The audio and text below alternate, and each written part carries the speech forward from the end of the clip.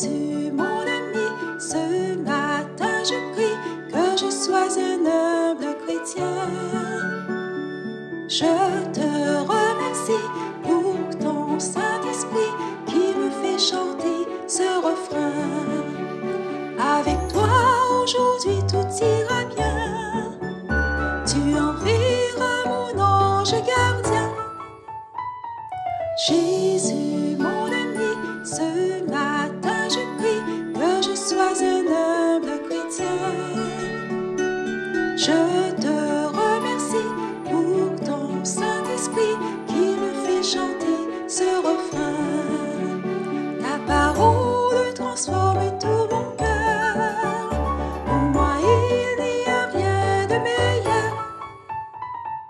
Jésus, mon ami, ce matin je prie que je sois un humble chrétien. Je te remercie pour ton Saint-Esprit qui me fait chanter ce refrain.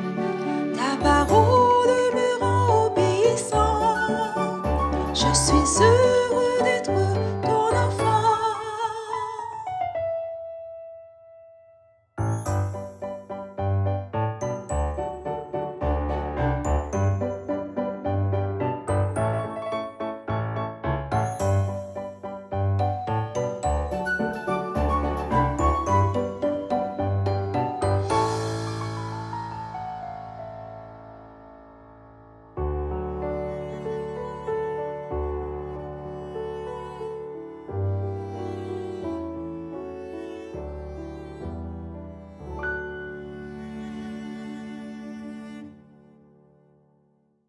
Bonjour les enfants, bon sabbat.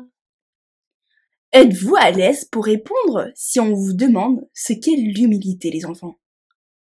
Alors les enfants, peut-on attraper l'humilité comme on attrape une poule?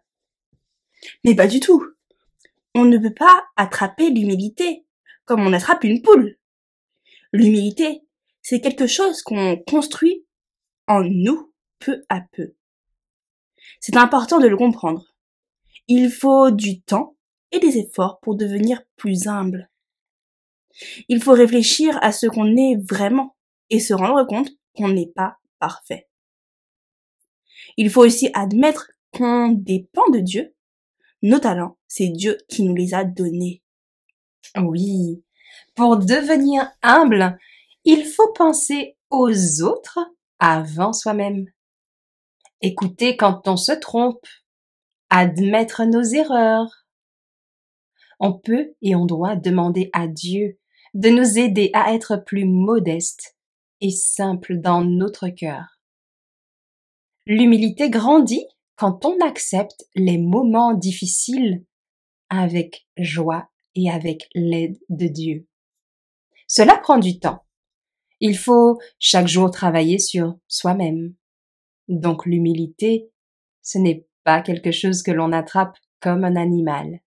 C'est un cadeau de Dieu qu'on reçoit peu à peu en travaillant sur soi-même par la grâce de Dieu. Voyons ensemble, les enfants, une histoire dans la Bible d'une femme qui, dans une situation difficile et douloureuse, a recherché Dieu avec humilité. C'est l'histoire d'une femme appelée Anne. Anne était mariée à un homme qui s'appelait Elkana. Elkana aimait beaucoup Anne, mais il avait aussi épousé une autre femme. C'était courant à cette époque d'avoir plusieurs femmes. Cela était dû à l'influence des peuples environnants. Seulement, voilà, l'autre femme d'Elkana, qui s'appelait Pénina, ne portait pas Anne dans son cœur. Pénina avait des enfants, mais pas Anne. Et à chaque fois qu'Elkana allait prier Dieu avec sa famille, Pénina se moquait d'Anne parce qu'elle n'avait pas d'enfants. Cela la rendait très triste. Vous savez, les enfants, à cette époque-là, les femmes qui ne pouvaient pas avoir d'enfants étaient souvent moquées ou rejetées. Les gens disaient que Dieu les punissait quand elles ne pouvaient pas devenir mères. Anne ne savait pas pourquoi Dieu ne lui permettait pas d'avoir d'enfants. Mais Pénina était méchante avec elle. Anne restait calme et ne se disputait jamais. Au lieu de cela, elle priait Dieu chaque jour en lui demandant de pouvoir avoir un bébé. Un jour, Anne priait avec tellement de force, tellement de foi dans le temple, qu'Élie, le prêtre du temple, la remarqua. Élie voyait qu'Anne priait de tout son cœur, mais qu'elle ne parlait pas à haute voix. Élie pensa qu'Anne avait bu du vin, car elle parlait dans son cœur, ne faisait que remuer les lèvres, mais on n'entendait pas sa voix.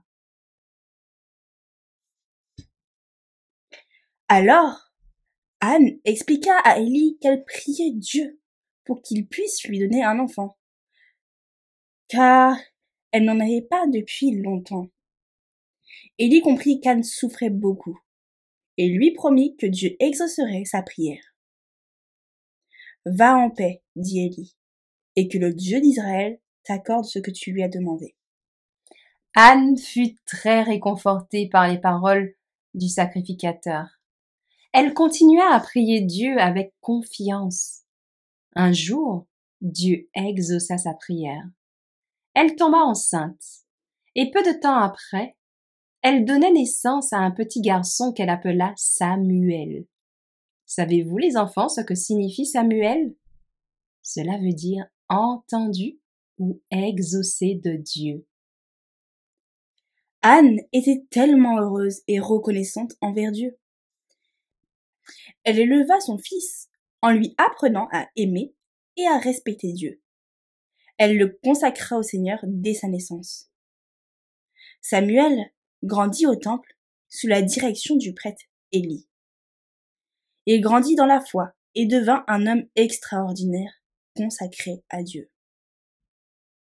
Après avoir eu Samuel, Anne resta une femme humble. Elle ne se montra pas fière face à Pénina, qui n'avait plus de raison de se moquer d'elle maintenant. Au lieu de cela, Anne remerciait chaque jour Dieu pour le cadeau précieux qu'il lui avait confié.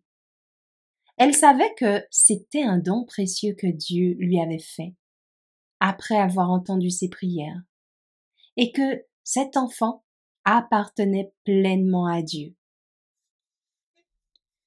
Malgré les moqueries répétées de Pénina, parce qu'elle ne pouvait pas avoir d'enfant, Anne ne se disputait jamais et restait calme. C'est le signe d'une grande humilité de sa part. Lorsque le prêtre Élie lui demanda pourquoi elle semblait triste, Anne expliqua simplement sa situation sans se plaindre. Même après avoir eu Samuel, Anne ne se montra jamais fière face à Pénina. Elle ne se vanta pas d'être enfin mère.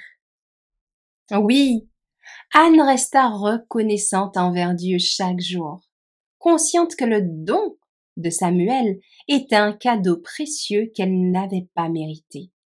C'est l'humilité de reconnaître qu'on ne peut rien sans la grâce divine. Bien qu'aimant tendrement son fils, elle tient sa promesse de consacrer cet enfant au Seigneur. C'est le signe également de son obéissance, de son humilité devant Dieu. Tout au long de sa vie, Anne prie à Dieu avec confiance, mais aussi humilité, consciente de sa faiblesse et de sa dépendance envers le Seigneur. Retenons ensemble ce verset à mémoriser. En Proverbe 3, verset 34. Il se moque des moqueurs, mais il fait grâce aux humbles. Reprenons ce verset ensemble. Il se moque des moqueurs, mais il fait grâce aux humbles. Amen. Prions ensemble.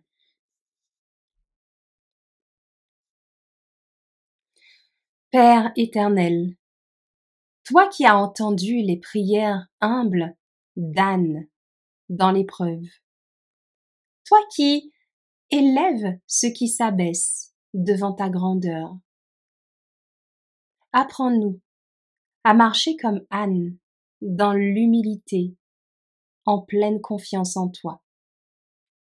Donne-nous un cœur dénué de fierté et d'orgueil. Fais de nous tes serviteurs obéissants, prêts à tout offrir pour ta gloire.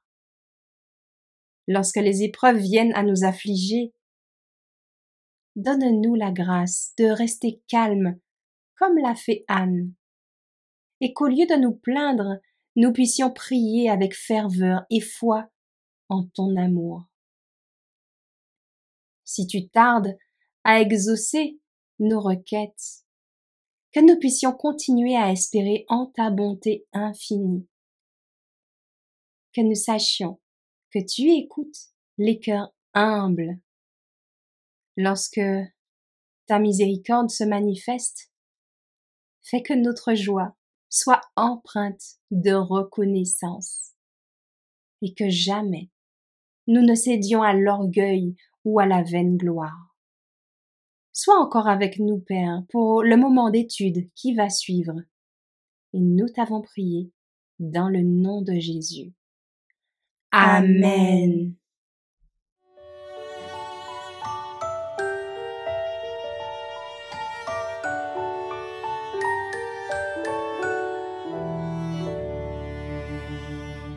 Jésus, mon ami, ce matin je prie que je sois un humble chrétien.